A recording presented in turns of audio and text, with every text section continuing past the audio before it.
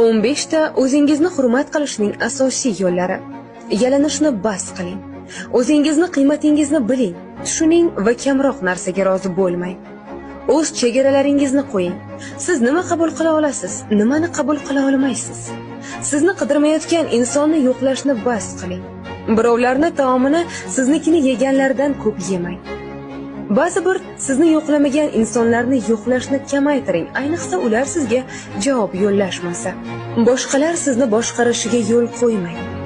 G'iybatlardan qoching. Sizga berilgan past bahodan qoching. Agar sizga qarz berishmasa, 2 marta qo'ng'iroq qilishingiz yetarli. Agar sizni qadrlashsa, qaytib qo'ng'iroq qilishadi. Xasislardan saxiyroq bo'ling. Taklif qilinmagan joylarga bormang. Taklif qilishsa ham uzoq vaqt qolmang. Insonlar qanday muomalaga loyiq ish qilishsa, shunday muomalada bo'ling.